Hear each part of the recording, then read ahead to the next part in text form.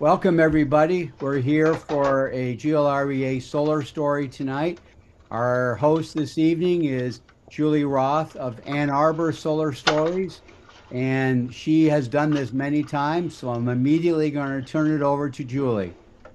Thank you, Julie. Thanks, John. For anyone who doesn't know me, I am the energy manager for the Office of Sustainability Innovations for the city of Ann Arbor. And we've been doing Ann Arbor Solar Stories for years now, I think. And we're happy to have you here. So, this is part of the Thursday night energy series that GLREA puts on. Ann Arbor Solar Stories is every other month. There's Detroit Solar Stories, my Solar Stories. There's energy sort of Q&A and other topics that go on Thursdays. And according to John, next Thursday is the last one of the year, the last solar story of 2025. And then we start fresh in 2026. Um, what else can I tell you? I can tell you that if you are not a member of GLREA, the Great Lakes Renewable Energy Association, they are an amazing nonprofit whose goal and mission is to educate people about renewable energy and also to work on policy and advocate it at the state level. And they do that in spades. So if you're not a member, and you would care to be a member or renew your membership, please do. I also want to thank the sponsors of these events, which include Eagle, which is the Michigan Department of Environment, Great Lakes, and Energy, Homeland Solar. Hi, Larry, I see you. Don't see you. See your camera icon. Harvest Solar, Synergy, and Sumter Solar. So thanks to all of the industry partners as well. So tonight we are going to hear from Doug Allen. I'm about to hand it over to him in a minute. Doug lives in the Newport condos. If anyone lives in or around Ann Arbor, this is one of my favorite condo complexes. I don't know if you can have favorite condo complexes, but I love it. I live not far from there, and so I go for walks in there, and it butts up right to Bird Hills Park, which is this beautiful nature area, and it's sort of this hidden secret unless you know it, in which case you just covet it. So it's either hidden or coveted.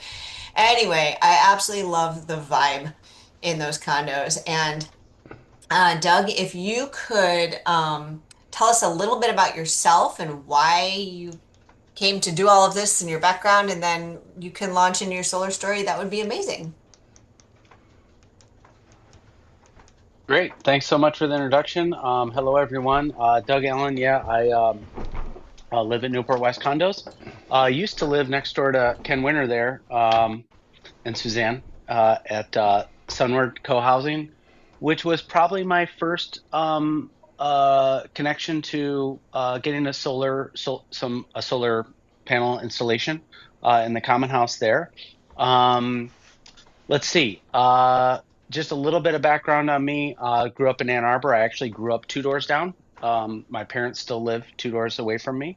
And I went to Evergreen State College. And if anybody knows about Evergreen State College out in Olympia, beautiful Olympia, Washington, it's a school that focuses a lot on environmental studies. And I was exposed to a lot of kind of sustainable design, sustainable thinking, sustainable systems. And so obviously was gravitated towards Sunward because of its social nature and its ecological sustainability features, um, and lived there for about 10 years and loved living at co-housing, loved it, just raised two children there and loved the vibe out there, and then got married and found a unit for sale right next to my parents and decided to move into these condos.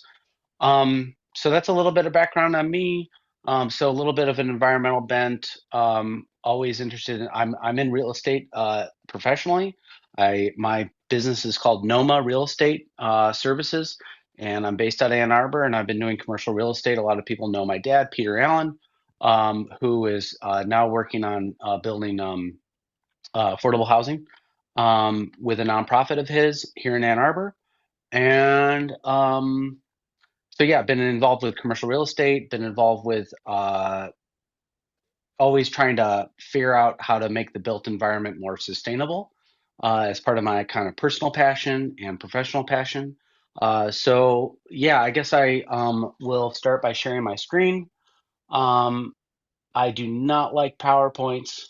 I like to basically load a bunch of um, tabs on my. Let's see, I want to bring this guy down.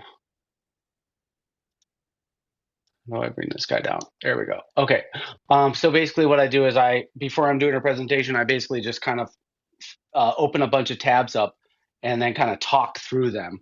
And so hopefully this is recorded. And I guess I want to just stop and say that I am not a solar expert, and I think that there's a lot of people in this room, this Zoom room, that are much more educated about how solar works, all aspects of how solar works. And so if I say something that is like, wow, he's really got that wrong, um, just know that I am not trying to pretend to be an expert. I was asked to like present this solar story as um, kind of, more or less understanding it from a how to install solar or one way to install it in a um, under the kind of infrastructure of or the mechanics of being in a condo community and just what's involved with getting approval processes and the fact that there's an HOA and there's a lot of common area. So some of you have background in that, but I think most of the solar stories probably are solar installation on single family houses or in commercial environments. So this is maybe a little bit unique for solar stories. And so just again want to underscore that I don't want to pretend to be an expert at all, but I do, having just gone through, uh, really three installs in the condo. That's where I'm going to speak from. So if I say something that sounds like I don't know what I'm talking about, it is probably is true. Um, let's see. I am going to start with Sunroof, which is a Google. A lot of people know this, so apologize if I'm kind of repeating what other solar stories have said before. But basically, if you want to understand, or what I wanted to do is I wanted to understand what was the solar capacity of my residence, and so one of the ways that I did that was just going on to I just Googled solar access or solar roof, and it took me to this webpage, which is called Project Solar Roof. And I put in my little dot here, and it said how much. Basically, it just gave a very kind of what it thinks based on a bunch of algorithms based on satellites, I believe, that says what I could anticipate in terms of how much solar I could install and how much it would cost roughly, and then what would be the payback period. And then it gives you a bunch of other stuff that you can find out about if you were to install solar. Um, I'm going to start here. This is our common house, so I pulled it out a little bit to give you a little bit more context. Julie was talking about the beautiful Bird Hills nature area, which is one of Ann Arbor's greatest nature areas right here next to the Huron River.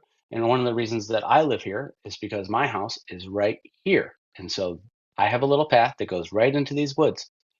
But I'm going to start with the common house or the clubhouse, if you will. This is two buildings. One is kind of the clubhouse proper, and then this is like the bathrooms, and this is our pool. And 3 years ago in 2000, well, yeah, 3 years ago ish, a 13-watt system was installed on this side of the clubhouse. And because it was under the kind of HOA, just the HOA said, hey, this is well, a number of people here at Newport West wanted to put in solar for all the same reasons that people want to put in solar: save money, do good for the environment.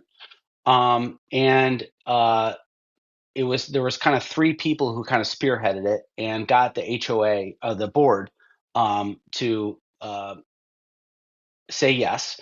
And obviously they needed to understand all the paybacks and the metrics, and it passed unanimously. And a 13-watt kilowatt system was installed, like I want to say end of 2023. I brought up the Solar Edge. A lot of people know this as like a dashboard for understanding the solar output or the energy output of this panels. Here's a picture of the panels right here. This was installed by Homeland Security or Homeland Security, Homeland Solar. Uh, and you can see the output over the last year for this system. Um, this was a document that was provided by Homeland Solar. A lot of people know Homeland Solar. And so this was basically like, hey, this is going to be the financial analysis if you install this system, how much it's going to cost. Obviously, they knew exactly how much it was going to cost. Then they assumed rebates, and then they assumed, like you all know this stuff, but they assume a what I consider a pretty conservative energy cost escalation rate. I think last year it was double that. So they make some assumptions, and then they say, okay, year 12, basically, you're going to start making money on your solar system. And I think it's a pretty good analysis. And then obviously, I would love to kind of go back and look at actually what has been the output and look at what was assumed. I haven't done that. It's something that I should do. Um, but let's see. I wanted to show you this graph or this table, which aligns with that graph that shows you basically year 13, you should start making money. And I think it's based on conservative increases in electricity costs. So I think that one could assume that probably more like year 10 is probably going to be likely. Um, so that was the clubhouse. I will tell you that because the pool is there, there is a pump that pumps the pool water. So of course, as it happens, like as soon as we got a solar system, we found out that the pump was bad, um, and we needed to get like, unfortunately, there needed to be more a new pump or two new pumps installed. So our electricity use actually went up after we installed the system. So I guess learning from that, it would have been good to like figure out exactly any kind of like mechanical infrastructure that was in place and get that repaired and then installed so that we have that baseline to go in so that we can put a system in that's robust enough for actually what we're needing. Uh, and then yeah, and then that would obviously affect our payback period. Um, so that was the clubhouse system installed again 2023, and I think there was one more graph. Okay, there's not. All right. Let's move on to my system, and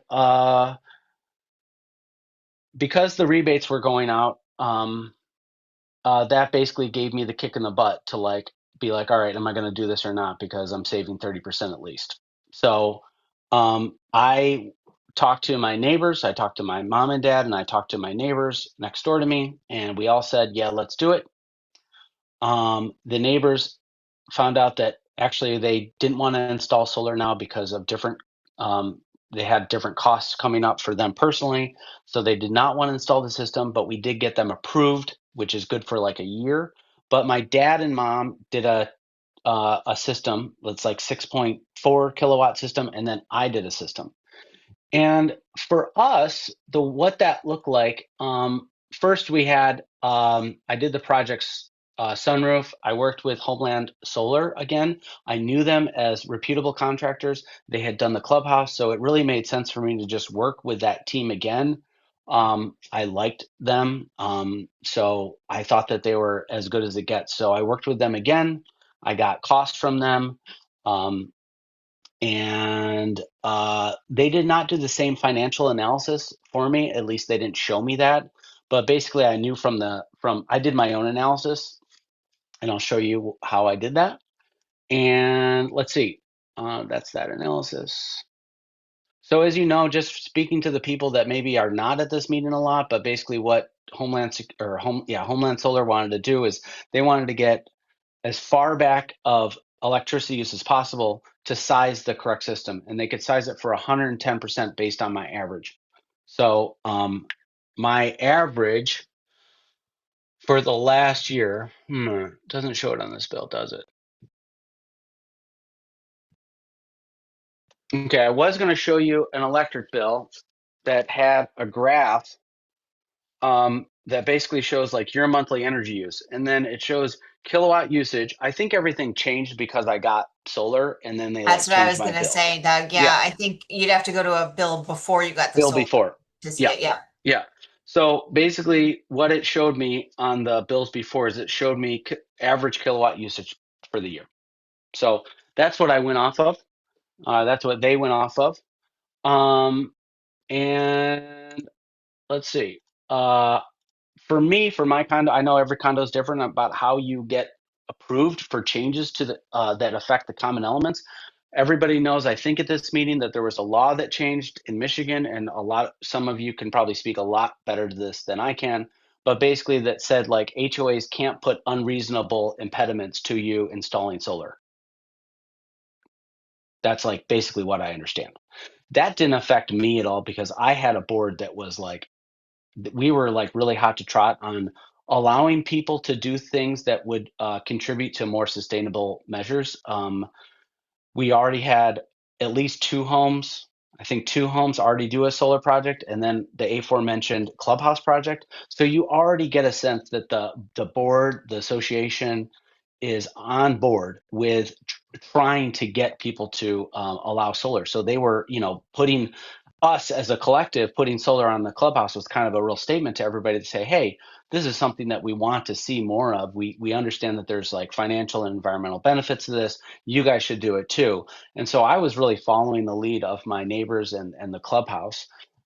So it wasn't like I was dealing with this, kind of reticent board that's like, no, of course not. We're not, we don't like the look of solar panels. Like I can't imagine what it would be like and what hurdles, a lot of other members would have in their condo associations. For me, it was relatively easy. I'll just show you what I did. Um, just for fun, is basically we have this modification request. I took a picture.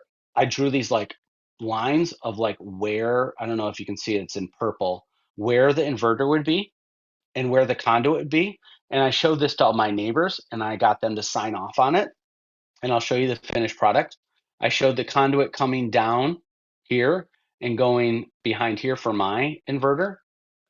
There is the inverter line, like the line coming from the roof that holds the conduit cable.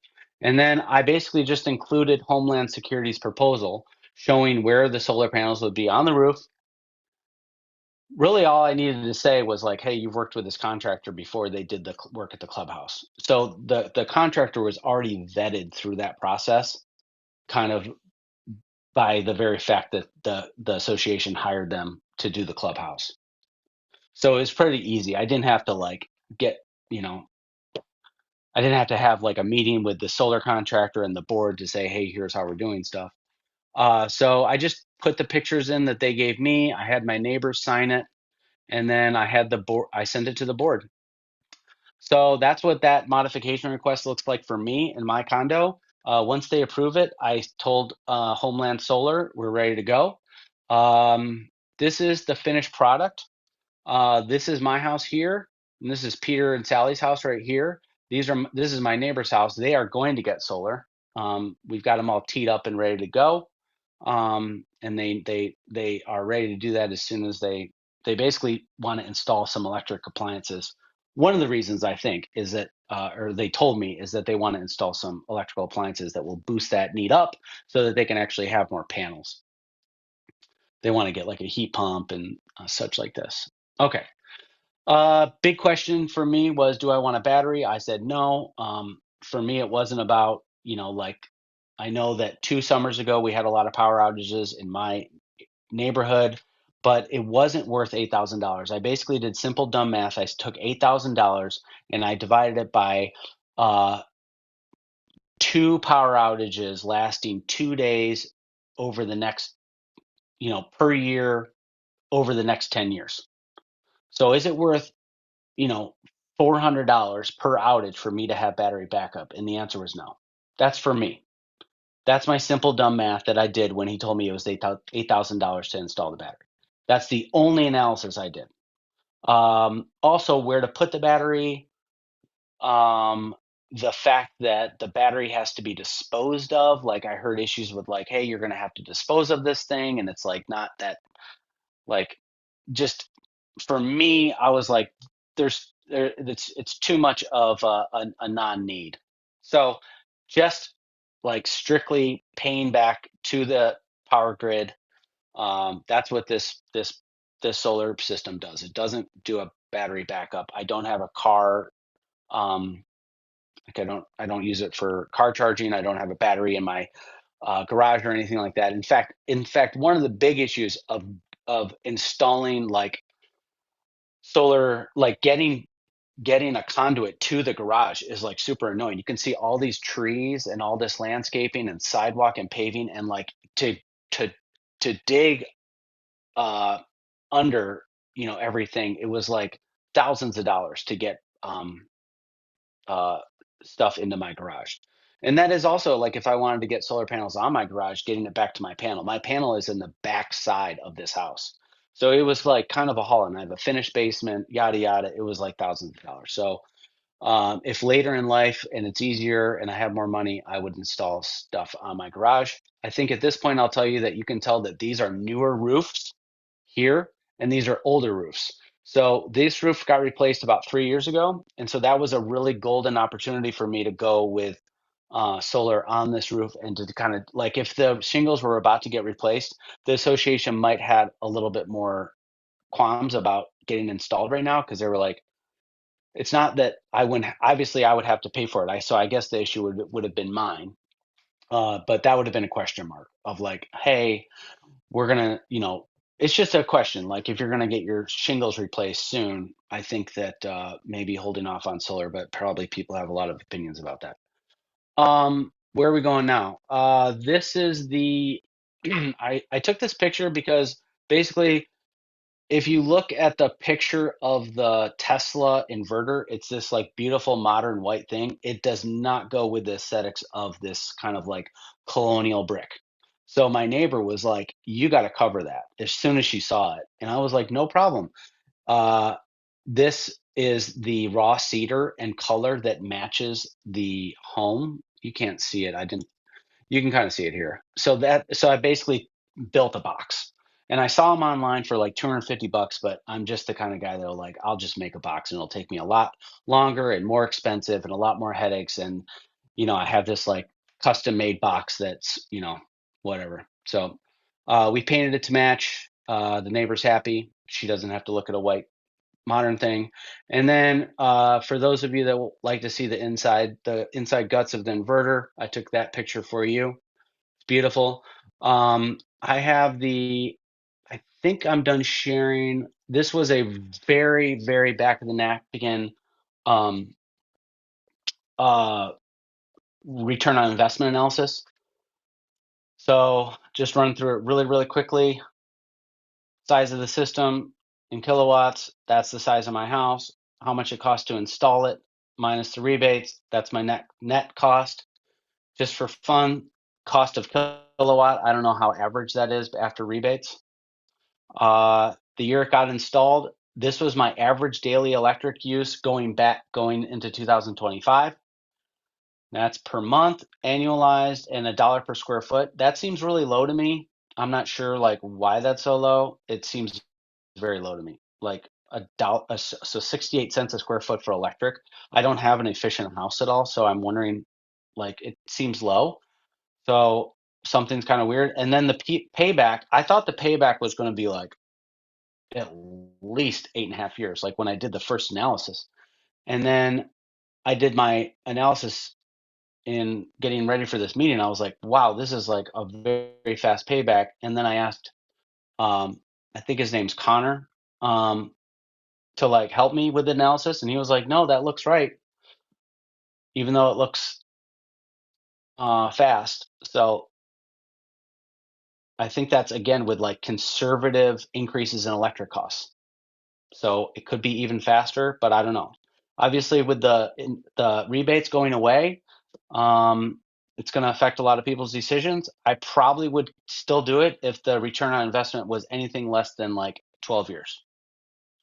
That's just how my mind is thinking. Like an 8% return, if I can get an 8% return and do better for the environment and kind of like feel good about myself, and have some solar panels, I would probably do it. I think that's all I wanted to share.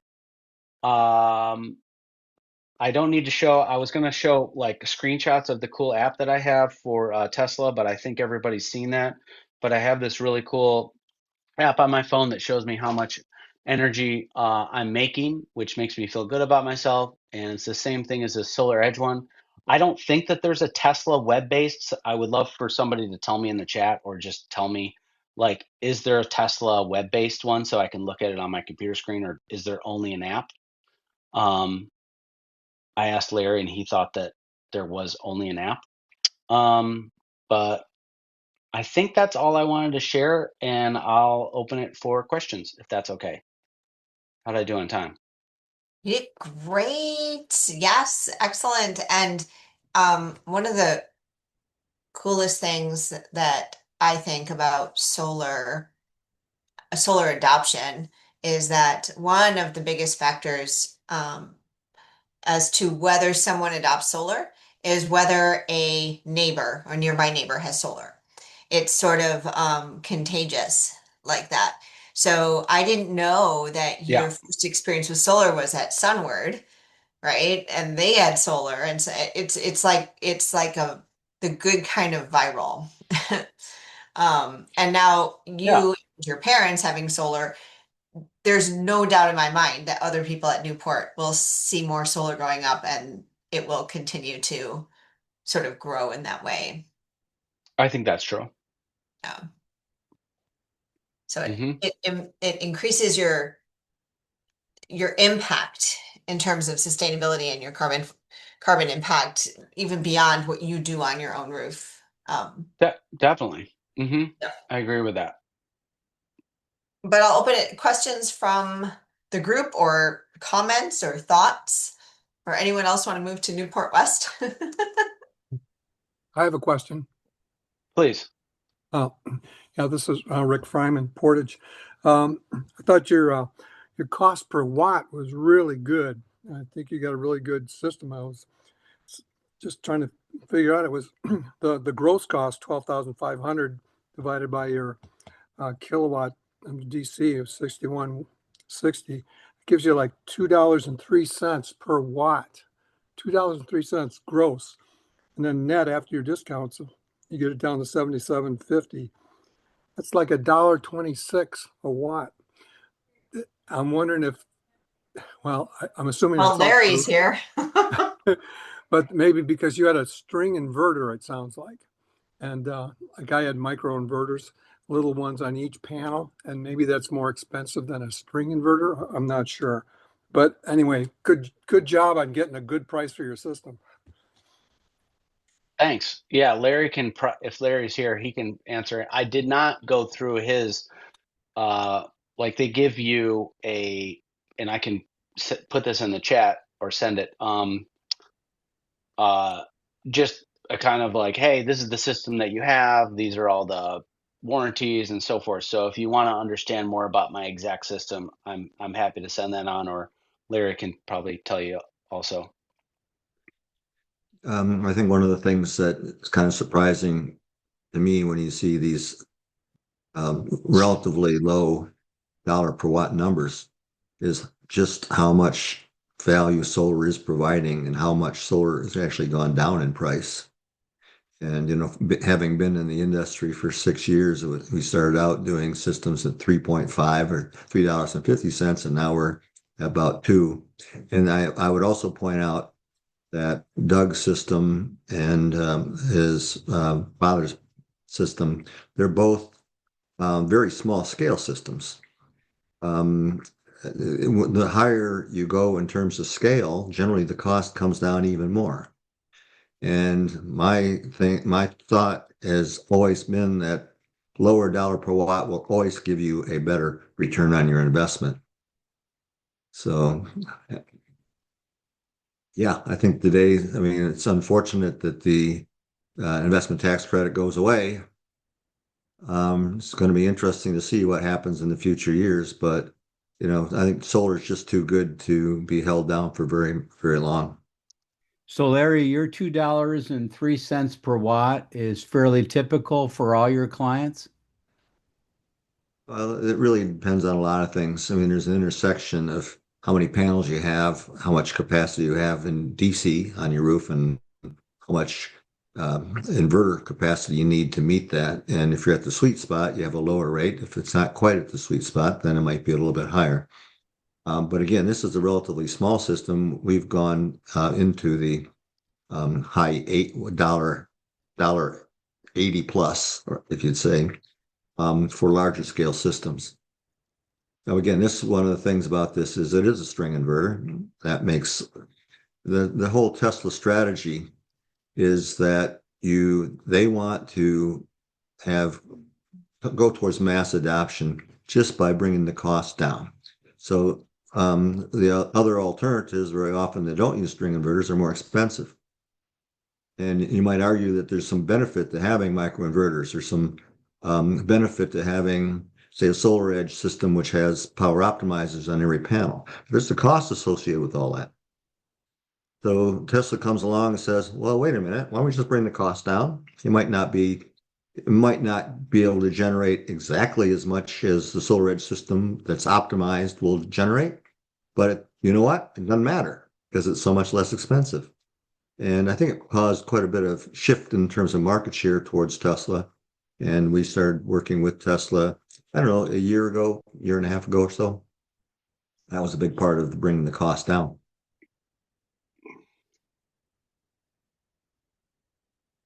And no matter what you think about Elon Musk, Tesla is really a good company to work with. To be honest, they've got really good equipment, really good batteries. They're just really a good company. One more question, if I might.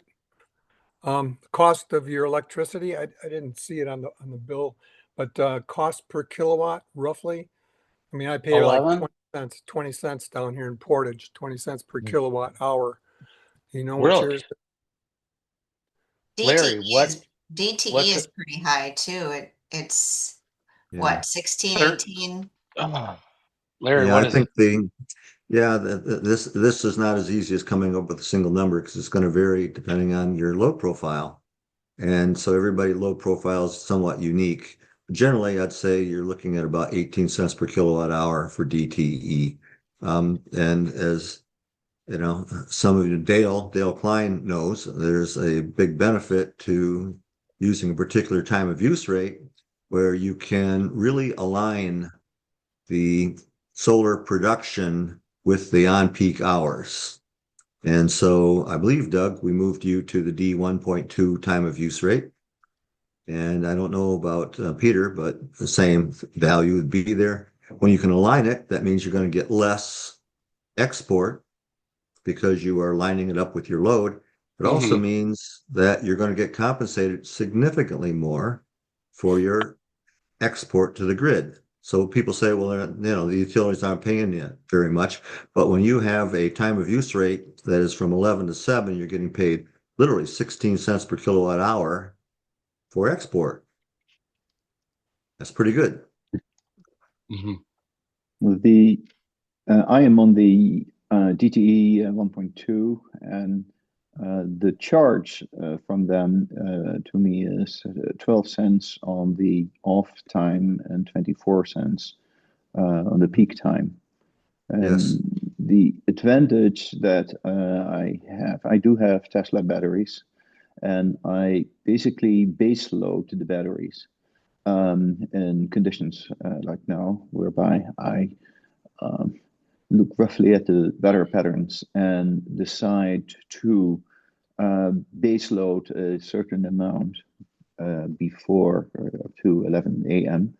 And then from there on go on off grid essentially onto the batteries. And then usually I come out so about two hours ago, I was still 53% battery capacity. I have two Powerwall 2s, just Yeah. for So information. So I think a I lot can, of customers, oh, sorry. yeah, so I can easily, it depends on my utilization, of course, but I may actually be under the current weather conditions still have a degree of power left by 6 a.m. In the morning. Yeah, I think a lot of people, when they have a battery hooked up to their system, they'll make it a point to eliminate all of their on peak. And you can pretty much do Yeah, that if you have pretty good sunshine during the day, you don't use anything because your solar is providing it. Whatever you have left over goes to your battery. And then if you're running short and late in the afternoon, say about 7 o'clock, 6 or 7 o'clock at night, your battery kicks in, eliminates that too. So you have absolutely no on peak. You're really helping the grid, right? Because you're flattening that right. old duck curve, and then all that capacity is coming. Everything you do export comes back to you at 16 cents per kilowatt hour. That's pretty good. You can apply that to all the rest and have backup power too, which Tesla, is I'm sorry, are these Tesla panels? no, What is no, we don't. Tesla? Tesla is Tesla's the inverter. it's the inverter. Got it. Yeah. Mhm. And Well, the Tesla gateway um, managing that. yeah, no, we don't use Tesla. I don't even know Tesla makes panels anymore. They may go back into it again, but no. There's basically there's three alternatives most people have, and probably those on this call probably have a lot of one of each. I mean, you've got Tesla, which is a pretty well-known company. You got SolarEdge, pretty well-known company. They do a hybrid system of an inverter and optimizers, and then there is microinverters from Enphase. Those three pretty much have the majority of the market, residential market anyway.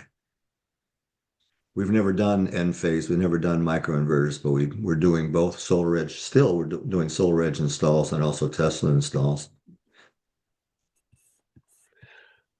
Another question.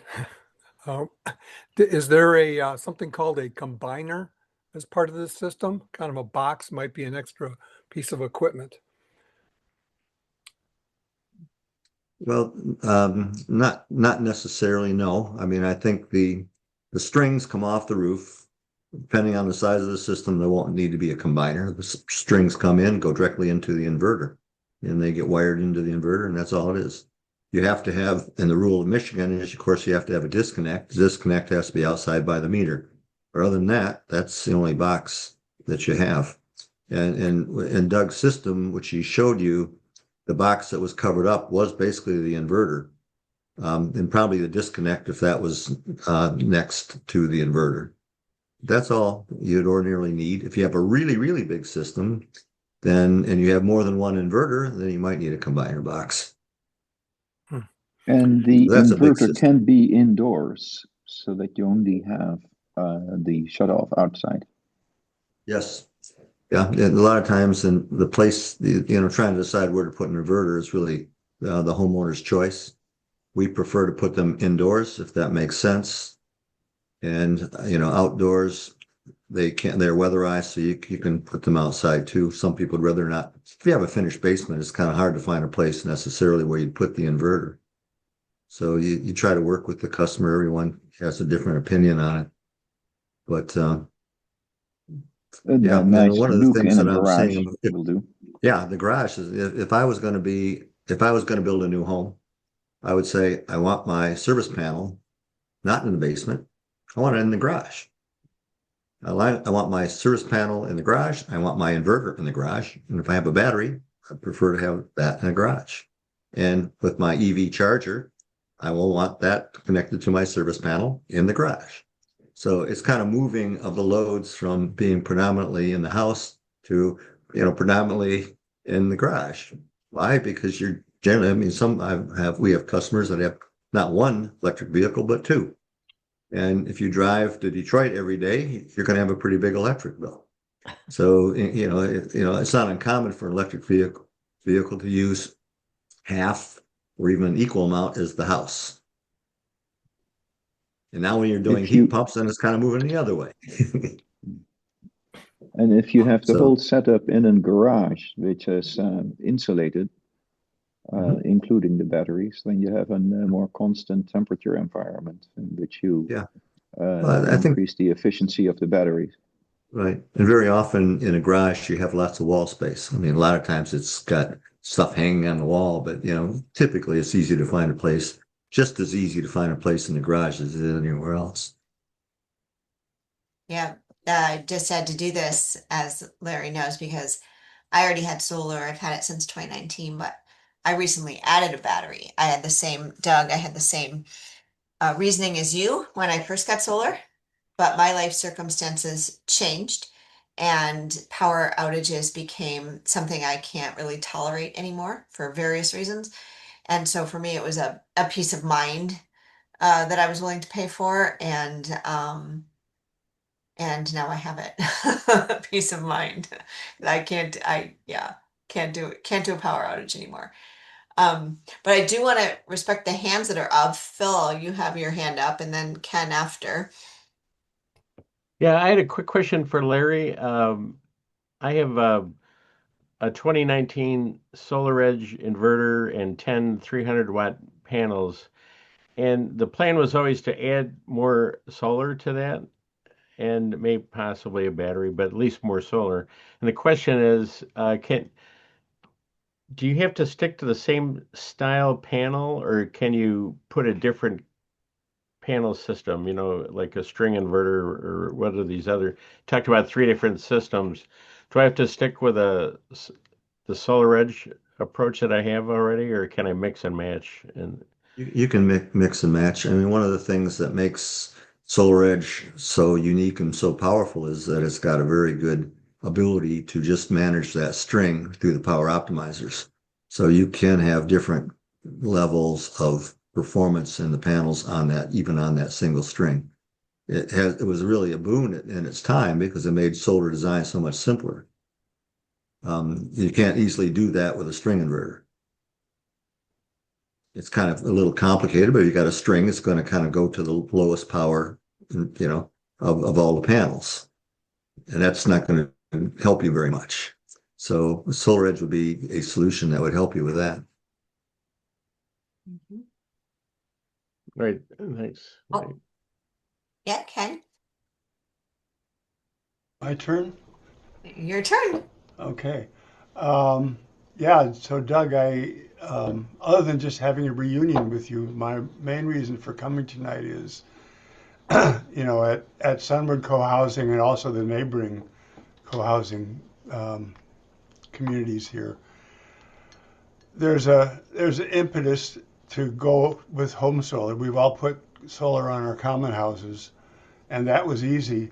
But there are certain issues that you touched on a little bit about um, putting home solar, which is a private benefit essentially, onto a under the roof of a condo, because my roof, the roof up right up here, isn't my roof. It's the Condo Association's roof, and when Doug and I were both living here, we each owned as much of each other's roofs as we owned of our own, so-called.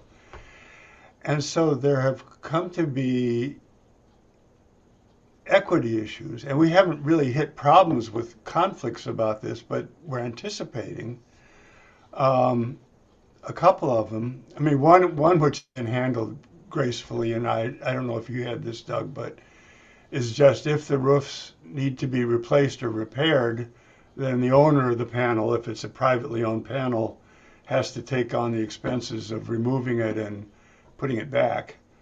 I assume that's a standard thing.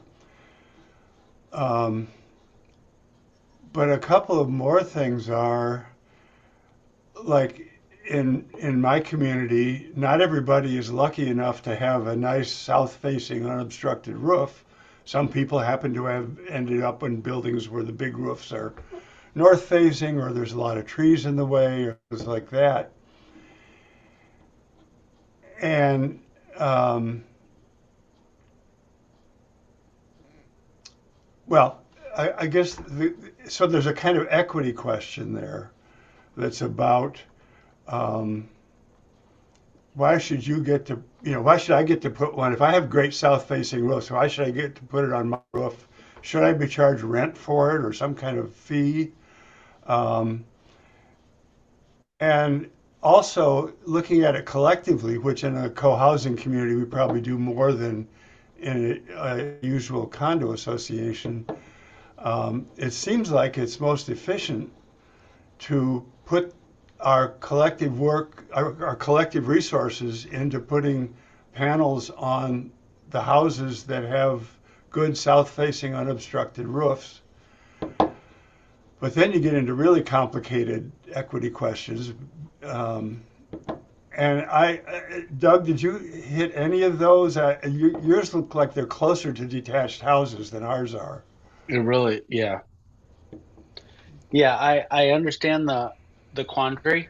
It makes sense to me that especially a place like co-housing that would be very sensitive to equity issues would be um, mulling over these issues and how best to deal with them. Just think about if somebody was in a multi-floor situation, and you were putting, solar on the roof, who would get access to that. Yeah. So yeah, I've thought about that issue. It's not something that we've dealt with at all because we are more or less like detached. And you know, I was thinking as you were asking the question, I think that some people when they're buying their houses, uh, they will start to think about, hey, do I have solar access? Hmm. It's no different than, am I in a floodplain, or do I have a nice view? Do I have solar access? Are there trees that are too big all around me?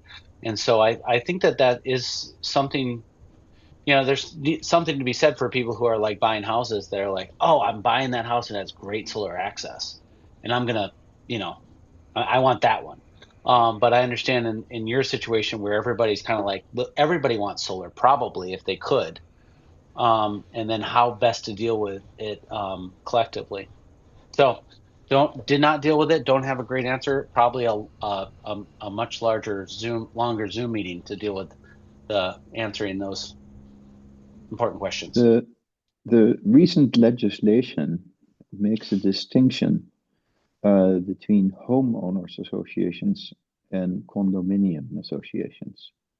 Ah, And I understand the arrangements, the let's say um, the well, the legal arrangements a year ago or 2 years ago apply really to homeowners associations and not to condominium associations. Just to point out one thing, mm, this it may make things more complex, such as in condominium associations where they were avoided in the regulations. Hmm. and is that It's because, Abraham, you think that's because condos are typically more all in one building rather than detached individual units? generally, I think the wording in the bill says shared roof. I mean, when you're sharing a roof with someone, then you have to say, and you don't maintain the roof, then it becomes a Right. condo association, not an individual. Yeah. Now, I think in Doug's case that what we did is made sure that we only put the panels over Doug's condo and over his father's condo.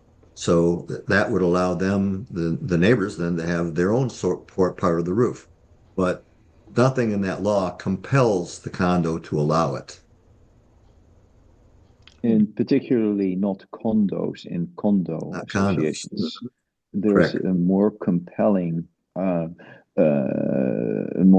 environment in the homeowners association, because there Correct. are homeowners associations whereby you may well all be adjacent to one another, but do not uh, and may have roofs above your section that is really part of your let's say jurisdiction, and then there is a wall common to the with you to the next building to adjacent to you, and they have their own roof, so to speak. But I think that's where a number of these issues may come up, because the replacement of let's say shingles on one side may be more may have to be done earlier than on other sides.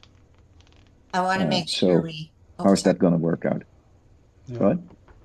No, I was going to say I want to make sure we get to the other hands, but I also just wanted to, Sorry.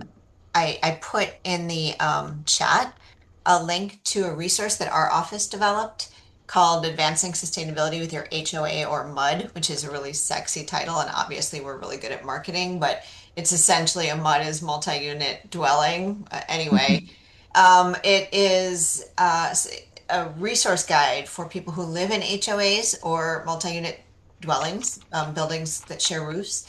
And it includes some case studies of folks that we've worked with solar installers dealing with shared roofs and common elements and HOAs and rules and all these things. And it's not just around solar, it's also around EV charging access because that's another thing that comes up a lot. So please take a look at that resource. Maybe it might be of help to some. But Thank you. Yeah, thank you. uh, If anybody Mm. else has any other materials like Julie's just offered, we'd love to hear them. For multifamily things where you're putting private stuff on shared spaces, on yeah. shared, you know, Well, the other facilities. thing that is eventually going to solve it for Ann Arbor, which unfortunately co-housing is not in, Yeah, is the sustainable energy utility, which doesn't give a hoot who's owning what, roof and where the solar is. We won't have the same restrictions in regards to these panels that meter as is with DTE. So, but unfortunately, we can only deploy within city limits yeah. constitutionally. Well, the models that we've been playing with, just thinking about, are, that we would form some kind of an entity that would Yeah. actually, you know, buy, pay for, and install the solar panels on the best roofs. And then there would be a deal with each of the owners who happen to live right below them that, we would sort of, they would pay to this entity whatever it was that the solar panels saved them off of their DTE bill. Oh, I love that. Something like that. But, it takes a bunch of organizing, but I Yeah. imagine it's a viable thing. No, that's Um, really interesting. yeah. And I also see Marcia waving her hand. So we have Marcia and then John and then Charles, and we'll make sure we get to all three of you in the next 7 minutes. I'll be very quick. Thank you. Very interesting. I have a condo in Traverse City, and I'm in the Commons building, which is Building 50, which is a huge building. It's not quite a quarter of a mile long, but almost. And we have a lot of common areas that use a lot of electricity. And if we could put solar panels on our roof, which we can't because we're a historic building, um, we could use that to offset the huge costs we have of electricity in the common areas for the Hmm. Condo Association. I mean, that's also a possibility for people who are in this type of situation. Is there a way you probably have looked at this, but is there a way to add solar panels to above parking areas? No, we can't even have a parking building. Well, I mean, like the existing surface parking that you have there, is there a way? No, no, anything that changes the general look of the place. Oh, okay. So Marcia, interestingly, in Ann Arbor, we worked with our historic district commission on this exact issue. They used to allow solar only on back-facing roofs, Right. and we worked with them, and they came around to enabling front-facing solar with a bunch of aesthetic considerations. The panels have to be all black, no silver conduit, has to be sort of symmetrical, can't be on these sorts of Okay. surfaces. So Then there is that's a the same precedent here. historical association or Well, what I'm organization saying we'd is have to work with. for sure, you Yeah. have your own Yeah. historic district commission, Yeah. but there's precedent. And if you're Good. interested, you Yeah. could look at what Ann Arbor has done Okay. and said there, and then you can say, look, their historic district is doing this. It's Hmm. doable. Yeah, Anyway, well, we're gonna have to replace the roof pretty soon, so we'll have to do that first. But anyway. yeah. Okay, John, Thank you. you go. Good Yep. idea. My question for Douglas is in his real estate business. If you were in the position of having to sell real estate, commercial real estate, which had a solar system on it, how would you characterize the market value of that piece of commercial real estate with solar versus a piece of real estate that did not have solar? Good question. I would look at it from any type of infrastructure that was used to improve energy efficiency as one point of view. I think that when we are analyzing the investment of a piece of real estate, we are looking at operating costs. And if building A has an operating cost where their electricity costs are um, essentially zero, and the other building has an electricity cost of a dollar 25 a square foot or $10,000 a year, the net operating income of the building A that has a solar panel would be better than building B. So just purely economics, you've got lower operating expenses for buildings that have energy efficient infrastructure. And that includes insulation, that includes heat pumps, that includes solar panels and the like. You think that's also All, true with residential property? I don't think that people are looking at it from a return on investment point of view or looking at it from an NOI point of view when they're looking at buying residential real estate.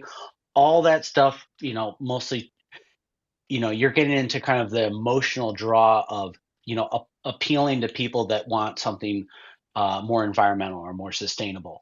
Um, they might see solar panels and go, "Oh yeah, I really, really love that, and I'm going to pay extra for that." But most people aren't looking at it from a return on investment point of view. We want people to, in the broker field, I think we want people to, or at least I do.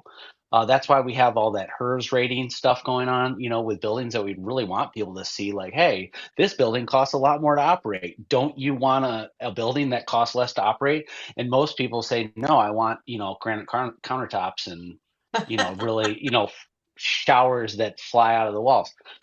That's what's just going on right now in terms of our market right now. But I think that I'm hoping that that stuff changes, you know. I Sounds love. good. And the Thank you. value of Hearst rate, Let's the hear what values Charles of I want has to. to Yeah, say. I want to Let's go to hear, Charles. let's go to Okay. Charles. Yeah, I sorry. Well, Abraham and Julie have already addressed some of the part of the question I was going to ask about the translation of condominium associations to HOAs. But I was going to say this: my question I do have is that it's kind of like I don't know how many condominium associations across the state have put us, have put solar on it, and I suppose that Ann Arbor, that you get hopefully more likely people who are more kind of say enlightened or whatever that make it easier to sell. But what what lessons now that you've done this or doing this in terms of as a case study, what can you if you wanted to take this and apply this to other, let's say someplace in you know in you know Madison Heights and yeah, or up in like say in Traverse or Pellston or something. I mean anywhere across the state, Grand Rapids. What are some of the things that you learned that may be applicable or translatable even else that's not Ann Arbor specific in terms of a cell that might be helpful, or have you thought about writing something up, or like a little fact sheet that could be useful for other folks that want to carry the cudgel to their own condominium associations. Is this for me or for Doug? Well, it's for Doug, but if I don't know, I mean, if I mean anybody can pipe in if any wisdom. I thought Doug having gone through it, but Um, I've only lived at two condo associations, and they're both pretty enlightened. Co-housing and Newport West condos. So I don't want to say that I'm an expert on installing solar at condominiums at all. I don't think that it should be any different than installing solar anywhere. I really don't. If an condo association has qualms with it, I think that you just might need to educate them more about, why people need to do this and why this is the future. I believe that putting solar panels on rooftops and over impervious surfaces kind of everywhere makes a lot of sense to me. And I think that it's only a matter of time before home associations are the boards of the homeowners association become people who are educated enough that they understand that this is the future. So I'm happy if somebody lives in a condo and they want me to talk to their board about how it went. I'm happy to do that on a case by case issue. Definitely haven't written a book on it at all. So, but yeah, if somebody wants to ask me to talk to their board members because they're having issues, I'm happy to, just to further the cause. Charles, I agree with that entirely, which is um, my experience, because we've worked with a lot. I have met with HOA boards and condo association boards, and even in Ann Arbor, they run the gamut of, I don't really care what you do, just, we're just here on paper, to nothing will change ever until like we're all dead, so the and everything in between. And what they seem to respond to the most is when several people in the community are driving the ask for the change, not like me from the government. Don't tell me what to do. But if, there's two or three or four people that are interested in this and they talk to neighbors and they start generating interest, the board is there to serve the association and the community. And if the community starts wanting something, there is precedent. That's why we created this document. This is some of the harder cases. We created the document. There's case studies in there. It's to be able to support people elsewhere who are doing this kind of or want to do this kind of work. Hmm. Good call. Yeah. Well, thanks for And having me. I really appreciate it. oh, we're so glad you came, Doug, and we're so glad for sharing Newport's solar story. And Right on. I'll put my email in the chat so anybody can email me any questions or want to that's talk about perfect. anything. And Marcia, before you jump off, I put a link to the historic district's solar sort of rules that they have. So if you want to grab that before the chat goes away and get the link to it. Um, but anyway, thank you everybody for coming. A special thanks to Doug and to your parents for solarizing in Newport West. And it's so good to see all of you and have a fabulous night. Stay warm, and I will see you in the new year.